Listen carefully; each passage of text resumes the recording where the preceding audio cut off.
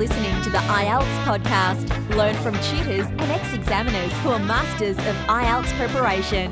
Your host, Ben Worthington.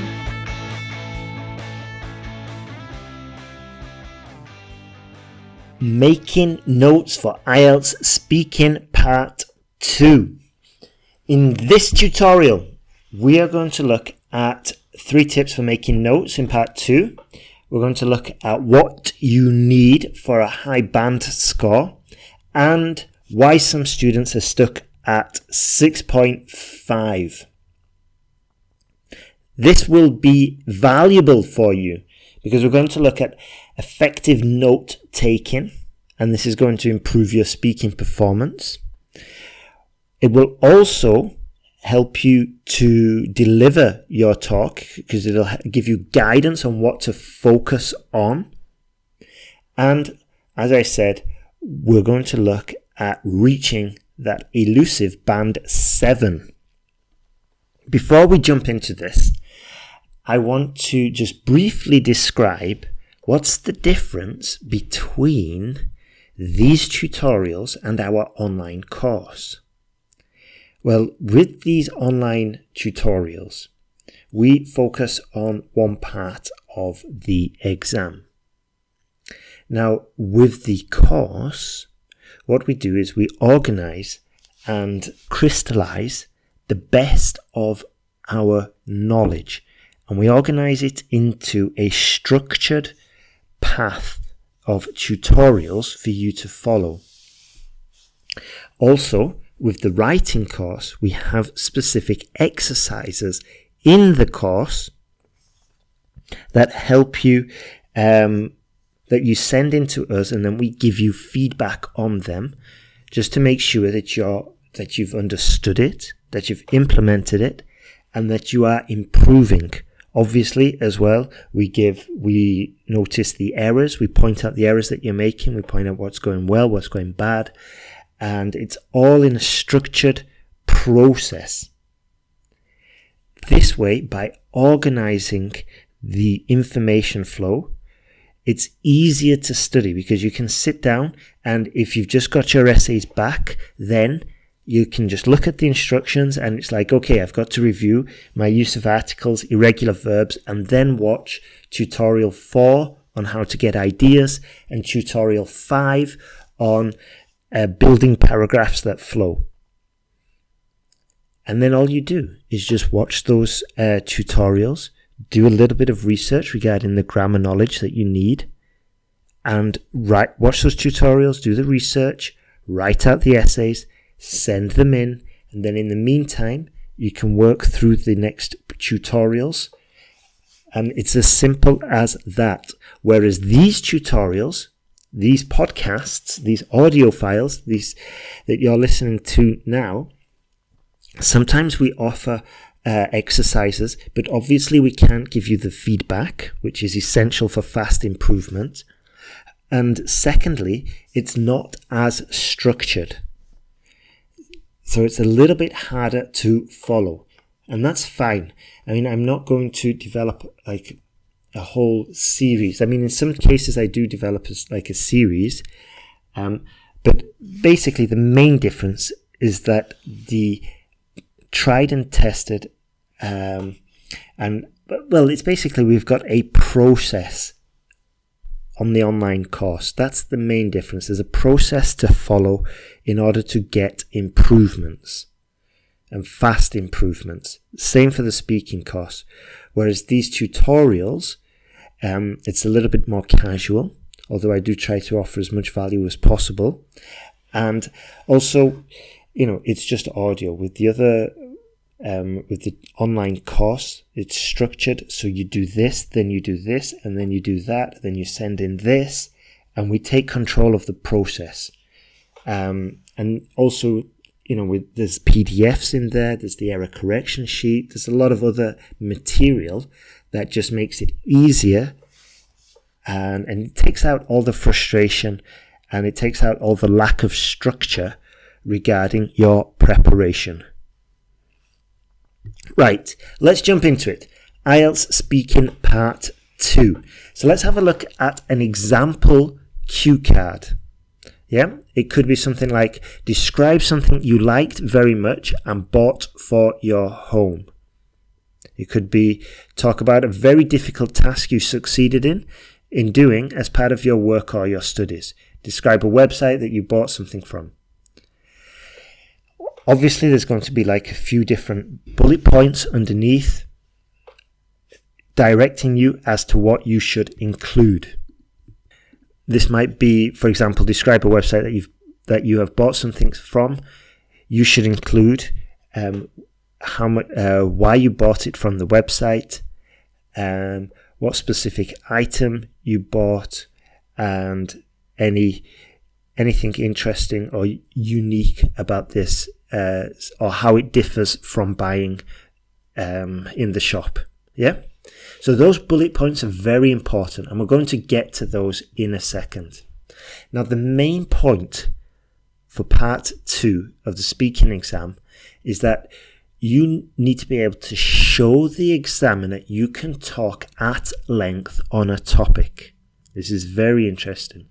And the next point is you to show the examiner that you can organize and develop related ideas. Now, if you're writing powerful paragraphs and writing part 2, then it's a similar skill. In the online classes we've been looking at idea development. Okay, this is related to this because of this, for example. And it's a very similar skill for the speaking. I'm going to get into it in a little bit more detail in a second. Now, this is a very good opportunity to demonstrate the range of your vocabulary, because you've got time to upgrade your vocabulary while you are planning, because you're making notes and you can review those notes very briefly and you say, okay, it was a good experience. What could I change good for?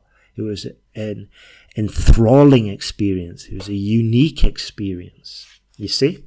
So this is why it's a good opportunity to demonstrate the range of your vocabulary. The examiner is going to hand you a topic card, like a cue card. And on this, you're going to have the topic and the bullet points, as we said before. You'll also get a piece of paper and a pencil to make your notes, and you'll have 1 minute to plan. All right. Now you need this minute to think about the topic and to brainstorm some ideas. All right. Be aware, do not write entire sentences. At most, maybe write some phrases. I think the best idea is just to write possibly the phrases, but sort of like the key points. So this goes back to your ability with the language as well. For example, imagine we get that cue card, talk about a book you recently read that you enjoyed.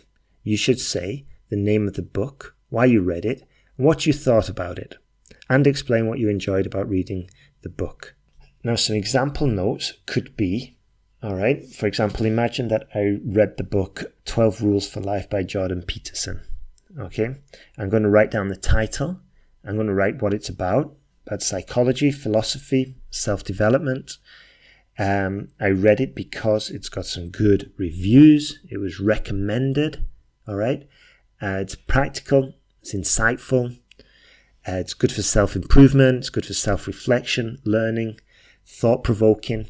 Okay. So this is what I mean about the phrases. We jot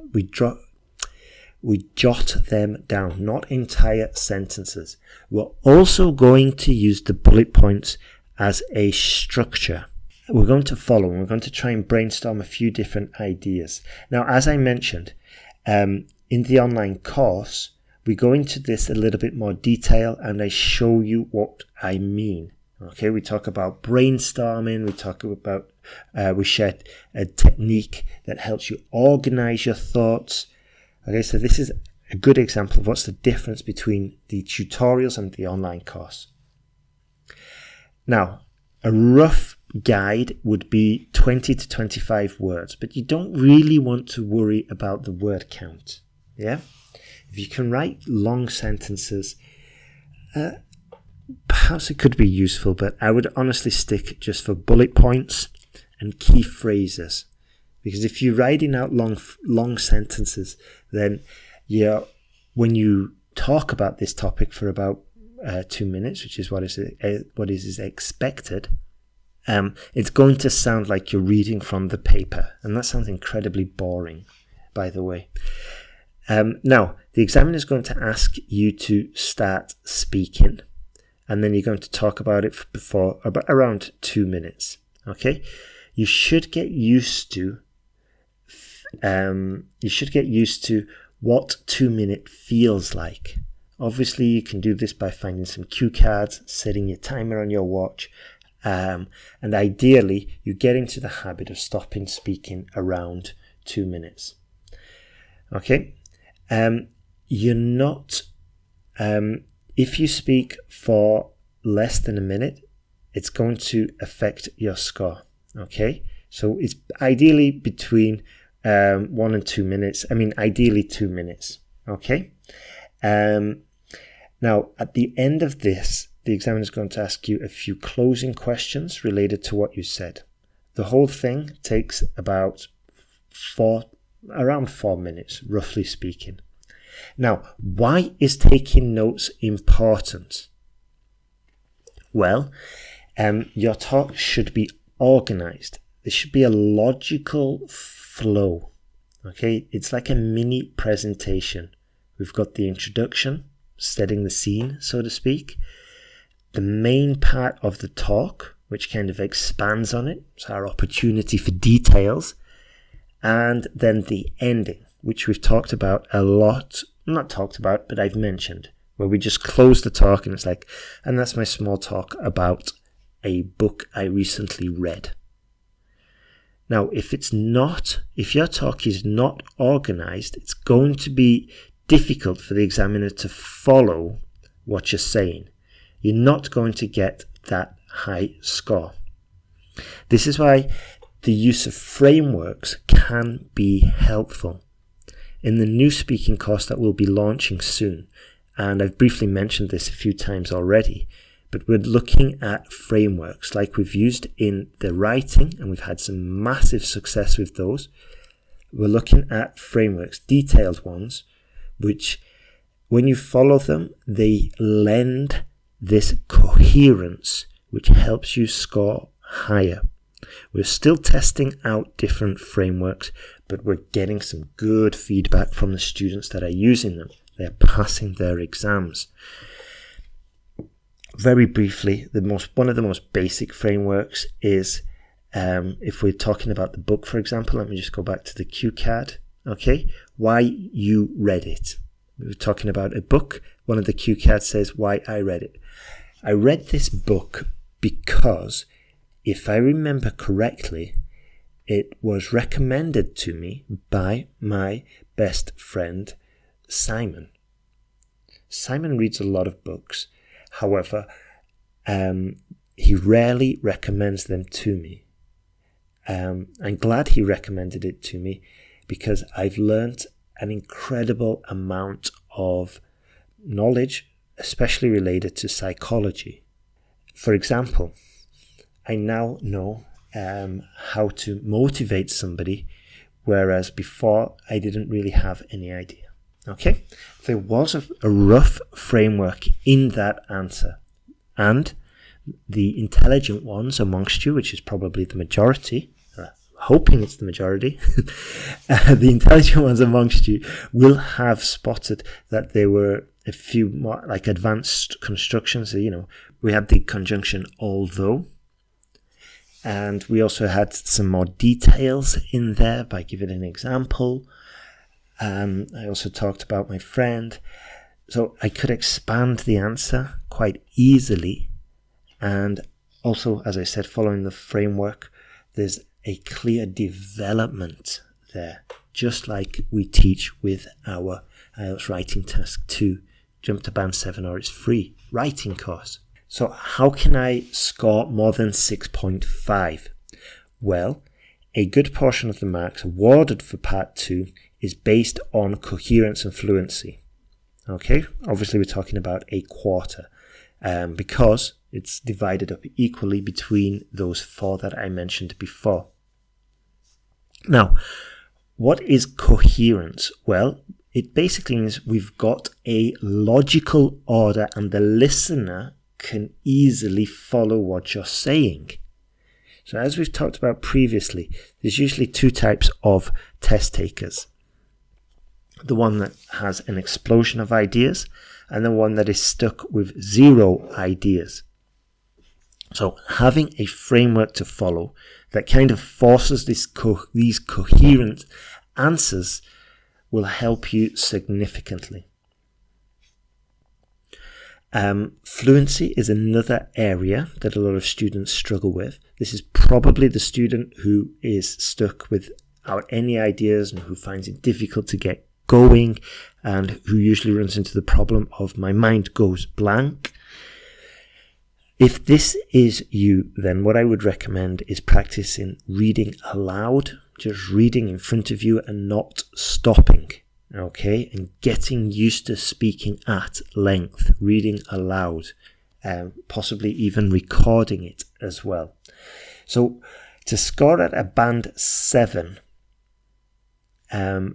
you need to demonstrate that you can speak at length with ease without losing coherence. So not only do you have to keep talking, but it all has to still maintain structured and coherent.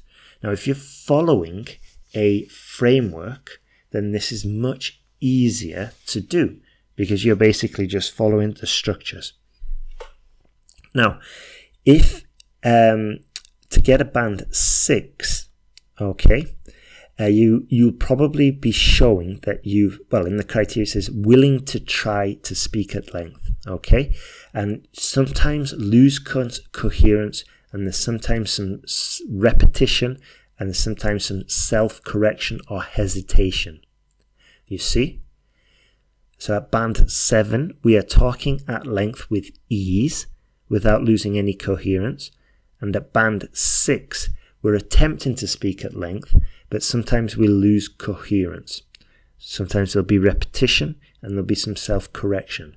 So when you listen to yourself, just try and really get the difference between those 2. Which one are you? Now, for part 3, okay, for part 3 of this tutorial, not part 3 of the exam, coherence and fluency are probably one of the easiest parts to improve. Okay, it's more of an exam skill possibly than an actual language skill. So as I said before, we can use the framework. Okay, and if you're in a bit of a sort of like if you don't have time to focus on your language skills, then the course would be good for you. And it's probably more effective for you to focus on coherency, fluency, and note-making skills rather than on the possible language skills. Okay? But if you're still stuck at 6.5, then you need to take it to the next level and focus on grammar, vocabulary, and pronunciation. Okay, those areas you definitely need to get a grip on. You need to get comfortable with those and start improving those areas if you're looking for a 7 or higher. Now, making notes definitely helps. Okay, as we've said, you don't have to cover every single note that you make, but this will definitely help you with your structure if you've got your notes. Okay, and I know sometimes when we're brainstorming ideas that our ideas don't usually come in a logical way. That's fine. In the course, for example, what we do is teach you to number. So you brainstorm your ideas and then you go through and number them to make sure that you're going to progress through them in a coherent manner, to make sure that we're going to pick up points for coherence, fluency, and note-making skills. Okay, for coherence. Right then, remember as well, we've got these pauses. Okay, we can use pauses to help us collect our thoughts. All right. Also, when we're reading from our notes or when we're reviewing our notes, it'll help you keep focused, and it'll help you talk about the relevant points that you want to include. Right then, how do we make these notes? Well, as we said, go through it methodically, looking at the bullet points, and just brainstorm ideas. Okay? Think of key vocabulary, interesting facts. If phrases and collocations come to mind, jot those down as well. Details, examples. And also, as I've said before, this is a very appropriate time to upgrade some of those phrases and upgrade some of the vocabulary there. Words to upgrade, as I said before, are good, bad, be, do. These kinds of words which are basic. Also, nice is a word that I hate because it's just too bland. There's always a richer alternative in the English language. Now, we definitely do not memorize our answers. We can write them out. We can practice speaking them aloud. It's also a good idea just to go through a collection of cue cards that have been used in recent exams and in previous exams. Go through this whole list and start writing out sample answers for them. Practice the whole process.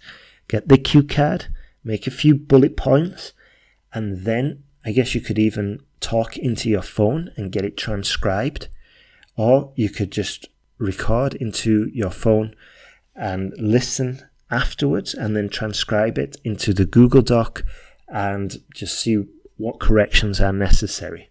Okay? There's lots of different ways to practice. That's not the focus of this tutorial. I just wanted to focus mainly on speaking part 2. Now, if you are struggling, as you know, if you listen to, as you know, there's the online course that is available. Okay, it takes a more structured process from beginning to end to make sure you're supremely prepared. We're also working on giving feedback for the students in that course to improve, just to make sure that they improve faster, because we've seen some amazing results with the writing course when we offer feedback on that. We're just struggling with the mechanics at the moment, like how do we organize it and things like that, but we're on it. And yeah, if you're struggling, remember you're not alone. You've got us here at IELTS Podcast. You can shoot us an email and we can give you some guidance. Likewise, when you're working through the course, if you've got some problems there, just send us an email and we can give you some detailed feedback.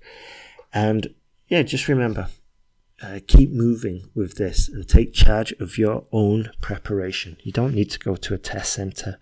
You don't need to spend a lot of money and go to England or to Australia or wherever, or go to these specialist test centers. You need some decent, quality, proven, battle-tested teachers, you know. Too many test centers, they'll hire any native English speaker. Any native English speaker. And then they'll say, okay, take this book and teach IELTS. And tomorrow, you're going to teach these over 60 class. And then on Friday, you're going to teach the under 6-year-olds. It's like, what? You know, that kind of teacher can't get you anywhere. The only thing they can do is help you with your language. Our tutors have been there, and all they do is just focus on the writing and the speaking. That's all they do, is focus on the IELTS speaking students with IELTS speaking problems and students with IELTS writing problems, day in, day out for years. Okay, and that's all I've been focusing on recently. Not recently, for the last 4 or 5 years at least anyway. And this is why we can get better results. Anyway, it's time for me to go. Keep working, make the most of your time, keep moving forward, and take care.